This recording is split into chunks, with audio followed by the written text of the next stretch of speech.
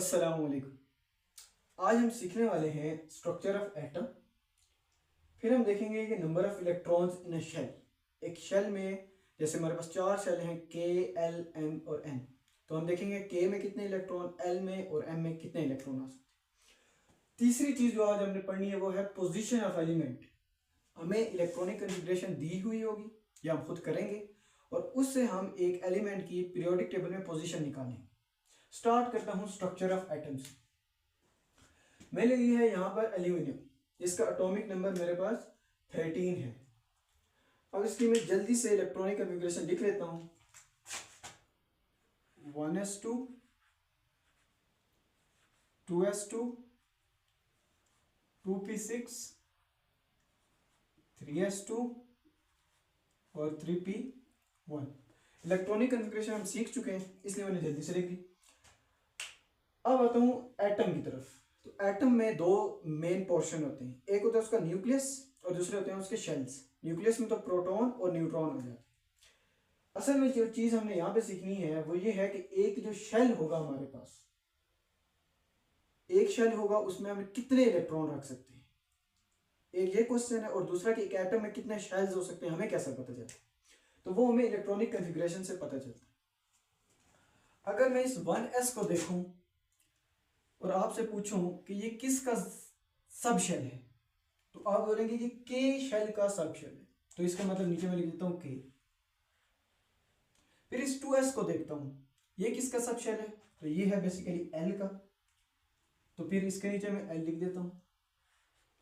आगे चलता हूं 2p की तरफ, तो 2p किसका सब शेल है, वो भी तो एल का है, इसका मतलब इन दोनों के नीचे में एल ही लिखूंगा। इसी तरह 3s और 3p के नीचे अगर मैं देखूं तो मैं m लिख दूं।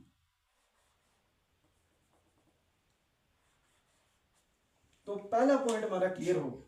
इलेक्ट्रॉनिक कन्फिग्रेशन को देखकर हमने देखा कि हमारे पास तीन तरह के तीन शेल आ रहे हैं, के, एल और एम। अब मैं जल्दी से इसका स्ट्रक्चर ड्रा करता हूं। यह आ गया न्यूक्लियस, जहां पे प्रेजेंट है प्रोटॉन और न्यूट्रॉन। यह गया फर्स्ट शेल, यह गया सेकंड शेल, यह गया थर्ड शेल। ये बेसिकली मेरे पास आ गया के, यह आ गया एल और यह आ गया एम। के, एल और एम।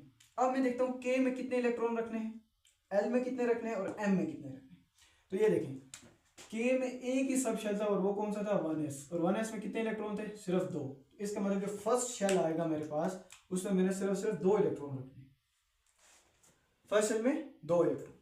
सेकंड की तरफ चलता हूं, एल की तरफ। एल में कितने सब शेल्स थे, 2s और 2p। s में कितने इलेक्ट्रॉन, दो इलेक्ट्रॉन। p में कितने इलेक्ट्रॉन, 6 इलेक्ट्रॉन, 6 इधर 2 इधर, टोटल कितने हो गए, 8। इसका मतलब l में मैं कितने रखूंगा, 8 इलेक्ट्रॉन रखने वाला। 1 2 3 4 5 6 7 8। अब चलता हूं 3s m शेल की तरफ। m शेल के कितने सब शेल हैं, 3s एंड 3p। s में कितने आ गए, 2 और p में कितने आ गए, 1। इसका मतलब टोटल कितने बन गए, 2 + 1, ये बन गए 3। इसका मतलब m में कितने आ जाएंगे, m में 3 इलेक्ट्रॉन आ जाएंगे। तो ये हमने 1 2 और 3। तो ये हमने इलेक्ट्रॉनिक कन्फिग्रेशन लिखी पहले। वहां से पहला काम हमने ये किया कि हमने शेल्स निकाले, इसमें कितने शेल्स आ सकते हैं और दूसरा एक शेल में कितने इलेक्ट्रॉन आ सकते हैं। तो हमने एटम का स्ट्रक्चर ड्रॉ कर लिया। अगली चीज की तरफ चलता हूं कि नंबर ऑफ इलेक्ट्रॉन्स। अब हमारे पास शेल्स हैं, के है, एल है, एम है और एन है। चार शेल है, के, एल, एम और एन। के में कितने इलेक्ट्रॉन आ सकते हैं, एल में, एम में और एन में। अब देखिए इनके सब शेल्स, के कितने सब शेल्स हैं, एक ही है, 1s। एस में कितने इलेक्ट्रॉन आ सकते हैं, दो। इसका मतलब के में सिर्फ दो इलेक्ट्रॉन आ सकते हैं। फिर चलता हूं एल की तरफ। एल में कितने सब शेल हैं, दो, 2s एंड 2p। एस में दो, p में भी दो। इसका मतलब इसमें 2 और 6, 6 + 2 8। इसका मतलब जो सेकंड शेल है मेरे पास उसमें 8 इलेक्ट्रॉन आ सकते हैं। चलता हूं थर्ड की तरफ। 3s 3p 3d। s में 2, p में 6 और d में 10। काउंट करें, 10 + 6 16 + 2 18। तो ये आ गया हमारे पास 18 इलेक्ट्रॉन्स आ गए। और इसी तरह अगर 2 6 10 और 14, 2 + 6 8 10 18 + 14 which is equal to 32 electrons. तो हमने देखा के में कितने आ सकते हैं, सिर्फ 2, एल में 8 आ सकते हैं, एम की बात करूं तो 18, और अगर एन की बात कर लूं तो 32 इलेक्ट्रॉन्स आ सकते हैं। एक शॉर्ट फार्मूला भी है, वो भी मैं यहां पे लिख देता हूं।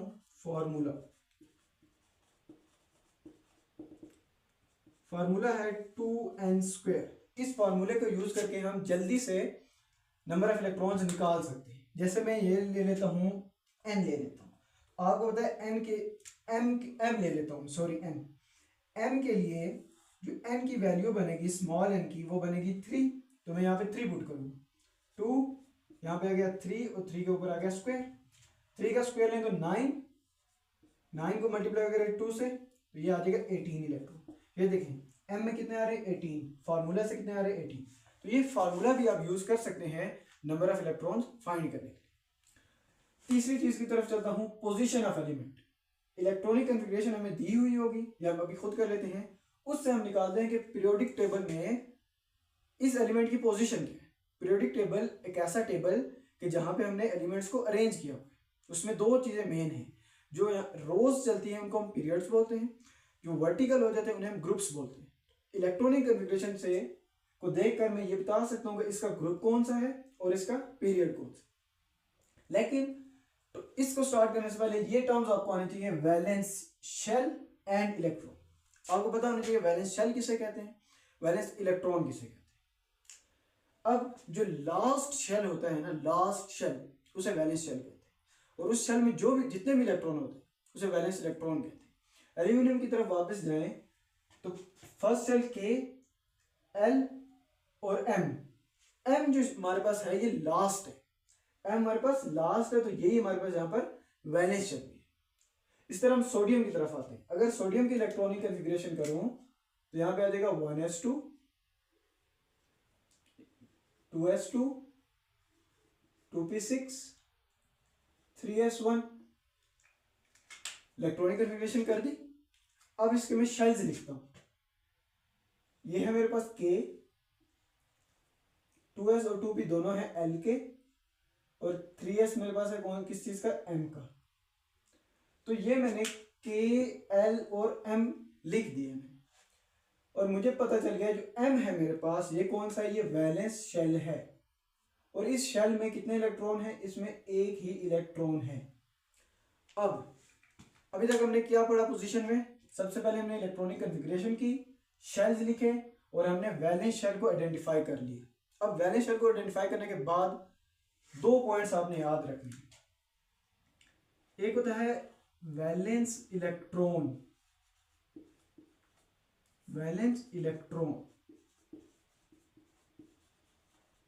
और दूसरा होता है वैलेंस शेल नंबर। 2 चीजें आपने पढ़नी है, वैलेंस इलेक्ट्रॉन और वैलेंस शेल नंबर। अब वैलेंस इलेक्ट्रॉन का मतलब है नंबर ऑफ वैलेंस इलेक्ट्रॉन, कि लास्ट जो शेल है, जो वैलेंस शेल है, उसमें कितने इलेक्ट्रॉन्स आ रहे हैं। इधर कितने आ रहे हैं, बेसिकली इधर 1 आ रहे हैं। नंबर ऑफ वैलेंस इलेक्ट्रॉन कितने हैं, 1। और वैलेंस शेल नंबर कौन सा है, आप देख सकते हैं m, जिसके लिए n की वैल्यू 3 बन जाती है। अब ये जो नंबर ऑफ वैलेंस इलेक्ट्रॉन होता है ना, ये हमें आइडिया देता है ग्रुप का, ये हमें ग्रुप का आइडिया देता है। और जो वैलेंस शेल नंबर होता है ये हमें आइडिया देता है पीरियड का। ये याद रखना है, नंबर ऑफ वैलेंस इलेक्ट्रॉन, जितने भी वैलेंस इलेक्ट्रॉन होंगे वो हमारे पास ग्रुप बन जाएगा। वैलेंस शेल नंबर वो हमारे पास पीरियड बन जाएगा। अब जल्दी से मैं एक एलिमेंट लेता हूं और उसके मैं निकालता हूं, बल्कि सोडियम पहले क्लियर कर देते हैं। अब सोडियम का देखें, शेल नंबर कौन सा है, 3। इसका मतलब सोडियम का पीरियड कौन सा है, सोडियम का पीरियड है आपके पास 3। और नंबर ऑफ वैलेंस इलेक्ट्रॉन कितने हैं, 1। इसका मतलब इसका जो ग्रुप नंबर है वो कौन सा है, 1। इसका ग्रुप नंबर 1a है।